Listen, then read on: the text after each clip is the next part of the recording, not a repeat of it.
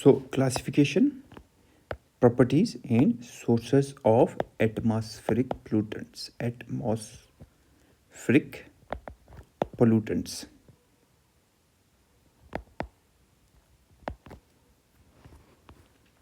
Based on the origin,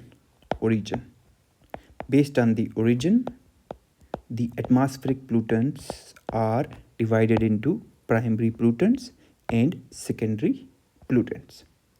So what are primary pollutants? Primary pollutants are those pollutants which are directly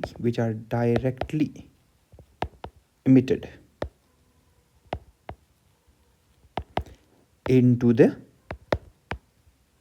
atmosphere from the source.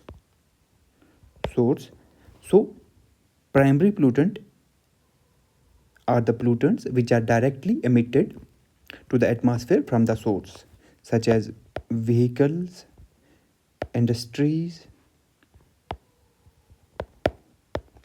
or any other sources. And what are secondary air pollutants? Secondary air pollutants are those pollutants which are formed in the atmosphere, by the reactions of primary pollutants. So secondary pollutants are those pollutants which are formed in the atmosphere by the reaction of primary pollutants, whether it's a photochemical reaction or thermochemical reactions, or in the presence of other substances such as water and other oxidants in the atmosphere. So which are the primary pollutants? So primary pollutants includes particulate matter. So particulate matter includes In particulate matter, we have PM 2.5 and PM 10.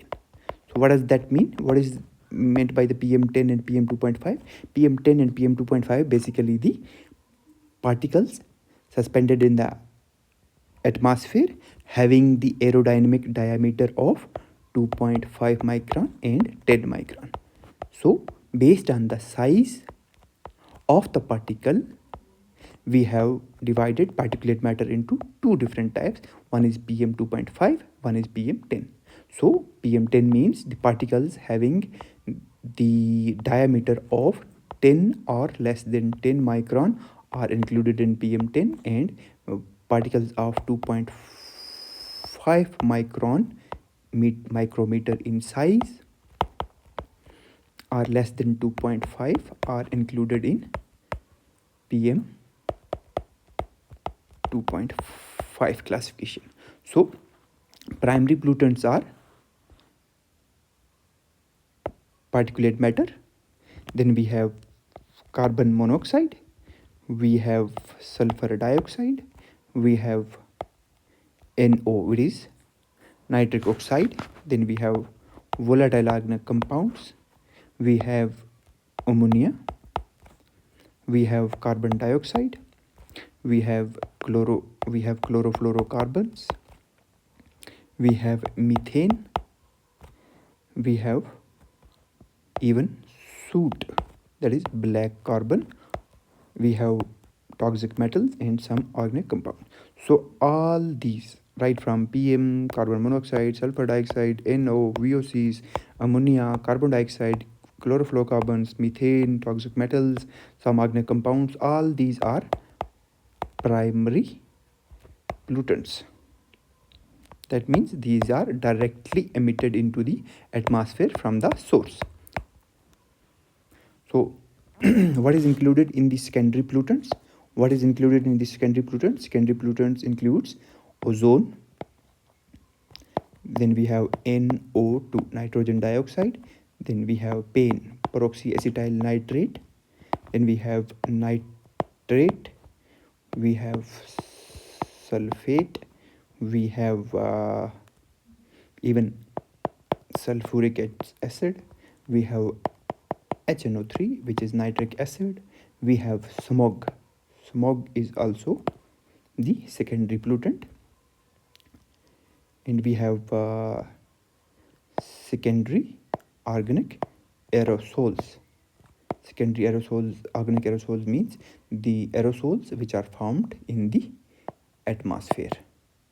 So these are the list of secondary air pollutants, and this is the list of primary air pollutants. So pollutants present in the atmosphere divided into primary pollutants and secondary pollutants based on their origin. Further, pollutants can also be categorized or classified as criteria air pollutants. Criteria air pollutants. So US EPA, United States Environmental, USEPA, United States Environmental Protection Agency, call some of the pollutant as criteria air pollutant because it sets national ambient air quality standard for them based on the criteria, based on the latest information, or we can say based on the latest scientific information about the pollutants health and environmental effects. So what are criteria air pollutant? Criteria are air pollutants are those pollutants for which national ambient air quality standards are set by US EPA based on the scientific information about the pollutants health and environmental effects. So US EPA call six pollutants as criteria air pollutants. Six pollutants as criteria air pollutant. The number one is ozone is a criteria air pollutant. Then we have carbon monoxide as a criteria air pollutant. We have sulfur dioxide is a criteria air pollutant. We have particulate matter including both PM10 and PM2.5.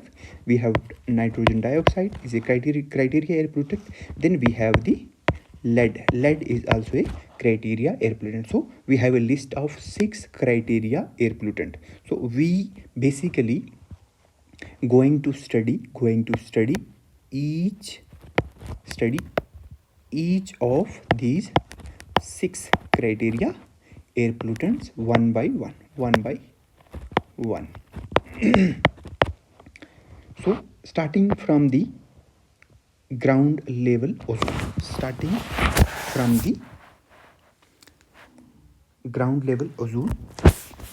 that is also called as ground level ozone is also called as tropospheric ozone. Ground level ozone is also called as tropospheric ozone. It is also known as bad ozone. So ground level ozone or tropospheric ozone. Tropospheric ozone that is present in the lowermost layer of the atmosphere, that is troposphere. Ozone present in the troposphere is called as tropospheric ozone or ground level ozone, and it is also called as bad ozone. It is also called as bad ozone.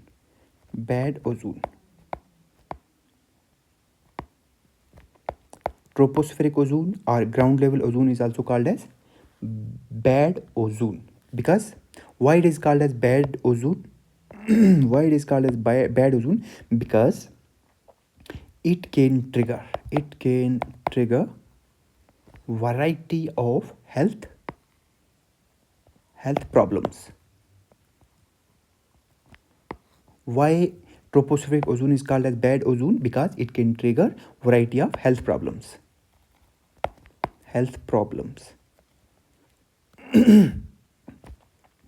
What health problems it will trigger, such as cough, scratchy throat. Then it can trigger difficulty in breathing. It can lead to lungs. It can leads to lungs more prone to infection. It can even it can aggravate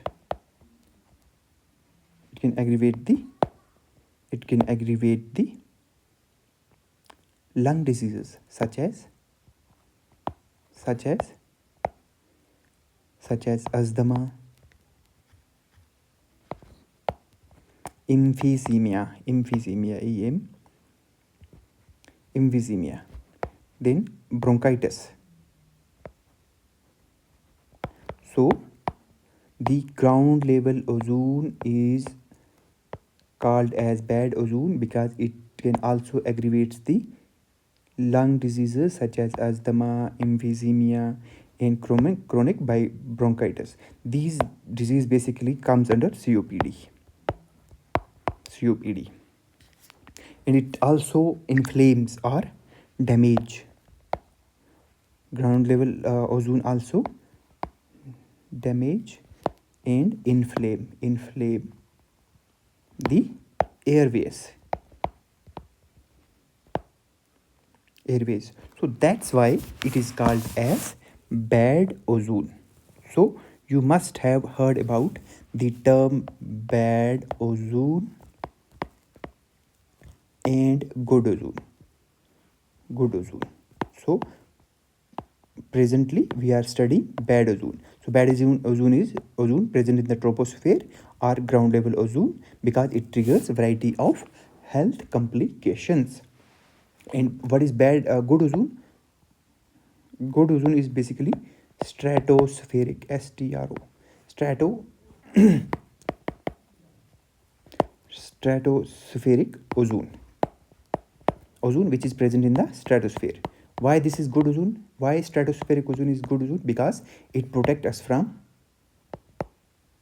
us from harmful ultraviolet radiation coming from the sun, because this ozone absorbs the ultraviolet radiation coming from the sun. So that's why that is called as good ozone.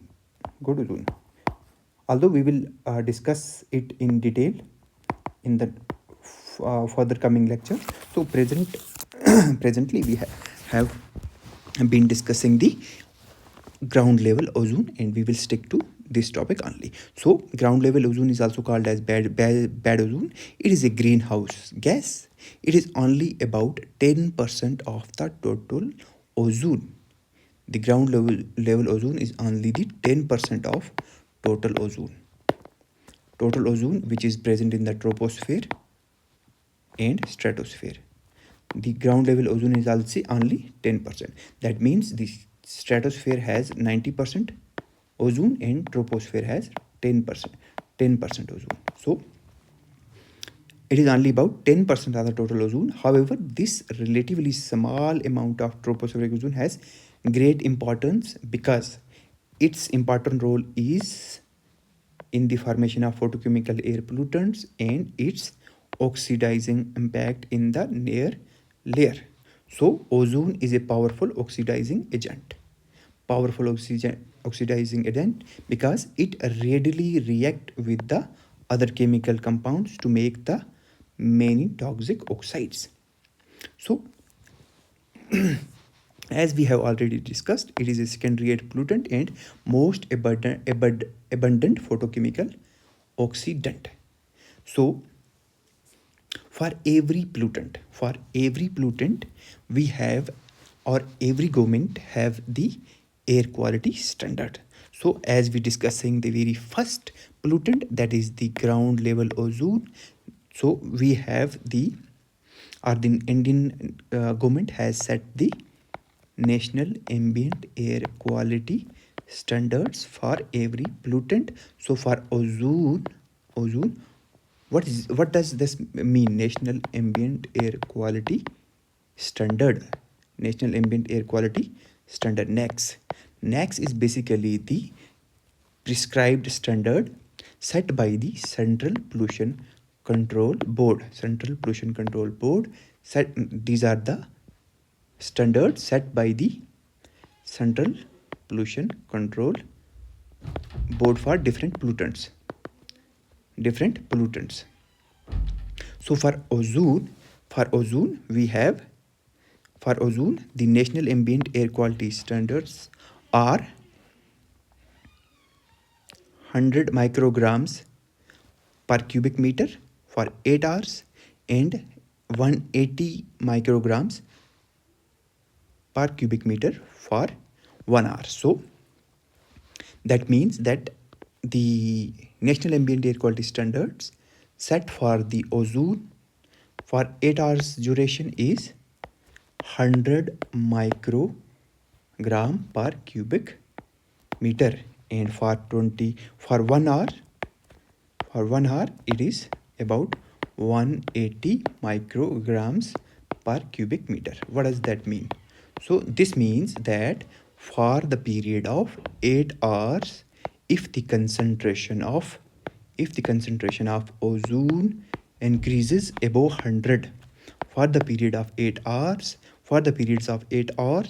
if the concentration of ozone, ground level ozone, increases above 100 microgram per cubic meter, so that is unacceptable or not safe.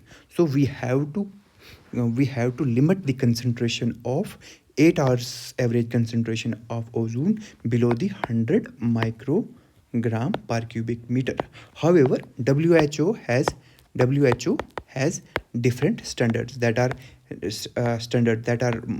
much more lower than the Indian national ambient air quality standard. So we have to first comply with the Indian standards. Once we achieve this target of complying with the Indian standard, then we will go for the WHO standards. So for 1 hour we have 180 microgram per cubic meter as the national ambient air quality standard for ozone. So how is this ozone measured in the atmosphere? What are the techniques used for measuring the ground level ozone in the atmosphere? It is measured using UV photometer, chemoluminescence, and the chemical method. These are the three methods which are used to monitor the ground level or bad ozone in the troposphere. So these are the general information regarding the ground level ozone. So how this ozone is produced? How this ozone, ground level ozone or the tropospheric ozone, is produced? So tropospheric ozone is produced through many mechanisms. So one, ozone can form by recombination of an oxygen molecule and an oxygen atom. This ozone can be formed by a oxygen molecule with an oxygen atom. Okay, with an oxygen atom, similarly as in the stratosphere, जैसा कि stratosphere में होता है. Nevertheless, oxygen atom cannot form in the troposphere by the photodissociation of molecular oxygen. But as we say that the oxygen can be formed by the recombination of oxygen molecule and an oxygen atom. But this oxygen atom is not produced produced in the troposphere by the photodissociation of molecular oxygen, because this reaction requires short wave radiations of energy of 242 nanometer wavelength, which is not available in the troposphere due to the absorbance by the stratospheric ozone.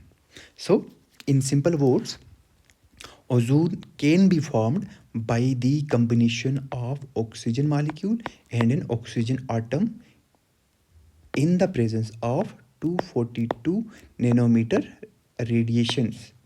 But this is not happening in the troposphere because this energy radiations, this type of radiations are not available in the troposphere. Therefore this is not possible in the troposphere. Why these radiations are not available in the troposphere? Because these radiations are already absorbed in the stratosphere by ozone, stratospheric ozone. The stratospheric ozone absorbs these short wave linked radiations, which are responsible for the photo dissociation of oxygen to produce oxygen atom, two different oxygen atom, which will further leads to the formation of ozone. But this is not happening in the troposphere because this energy is not available in the troposphere. So then how is this ozone produced? Ozone produced in the troposphere. In the troposphere we have NO2, nitrogen dioxide. The nitrogen dioxide is the only known compound that can produce oxygen atoms during its photo dissociation at available radiation. अब हमारे पास जो भी available radiations हैं, whatever radiations we have available in the troposphere, these radiation will photodissociate NO2 present in the troposphere. So this NO2, with the help of radiations of 390 to 420 nanometers, which are available in the troposphere, will photodissociate it into a oxygen atom and NO. So what is the reaction? We have NO2 plus HV of radiation 390 to 420 nanometer, giving oxygen plus NO. So this is our first reaction. Further, when this oxygen atom is produced by the photodissociation of NO2, this oxygen atom reacts with the oxygen molecule in the presence of an external molecular body. In the presence of an external molecular body, this will lead to the formation of ozone plus the external molecular body. It could be any nitrogen species or oxygen species. So in the presence of NO, which is produced here, ozone reacts with it. In the presence of NO, which is produced here, ozone react with it and destroy the ozone and produce oxygen and NO2 again. Destroy the oxygen and produce NO2 again. So we have reaction 1, reaction 2 and reaction 3. So this means that the reaction 1, 2 and 3 does not result in the ozone production, but it only recycles the ozone and NOx. So we come to understand that the very first thing is oxygen is not photodissociated in the troposphere because we don't have the energy radiations of 242 nanometer. And then the second thing we have learned that this NO2, nitrogen dioxide, present in the troposphere will photodissociate into the formation of NO and NO, formation of oxygen atom and NO. This only leads to this entire process lead to the formation of ozone, but it does not lead to the further production of ozone, but it only leads to the recycle of ozone and NOx species. So how is that ozone produced in the troposphere. So how is net ozone produced in the troposphere? Because this is only recycling the ozone and NOx. It's only recycling the although this process produce the oxygen, but this process also destroy the ozone. It is produced here, it is destroyed here. So the net production of ozone occurs when other precursors such as carbon monoxide, methane, non-methane volatile organic compounds and volatile organic compounds are present in the atmosphere. So the net production of the ozone in the troposphere occurs when other precursors such as carbon monoxide, methane, non-methane volatile organic compounds and organic compounds are present in the atmosphere. So ozone production can be simulated. Production can be simulated in a simple reaction mechanism through the oxidation of carbon monoxide, as we have already said that this need the carbon monoxide when NOx is available. When NOx is available in this reaction chain, OH, H2O, NO and NO2 participate as catalyst. So how is ozone produced? It is produced in the presence of other precursors such as carbon monoxide, methane, non-methane volatile organic compounds or volatile organic compounds in the presence of any catalyst such as OH, H2O, NO or NO2. So let's see how it is produced. So when we have the carbon monoxide, it will react with OH, gives the carbon dioxide and hydrogen, right? So it will give the carbon dioxide and hydrogen. This carbon dioxide again react with hydrogen to give HO2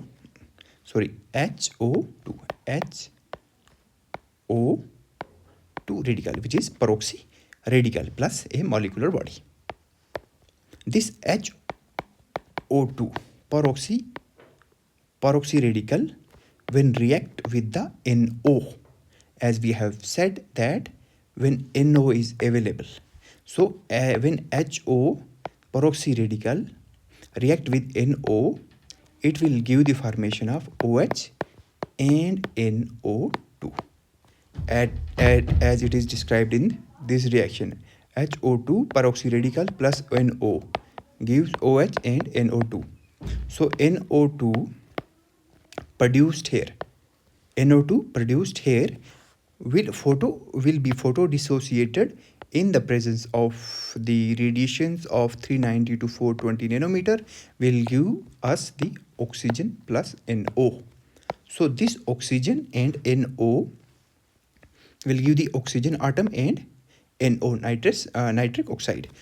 So this oxygen will combine with a molecular oxygen in the presence of a molecular body, gives the ozone plus external molecular body, as I have discussed that molecular body could be any nitrogenous or carbon molecule. So the net reaction will be when we have carbon monoxide, then we have oxygen, it will give us the carbon dioxide plus ozone. So the net ozone production is possible when we have the oxidation of carbon monoxide when NO is available.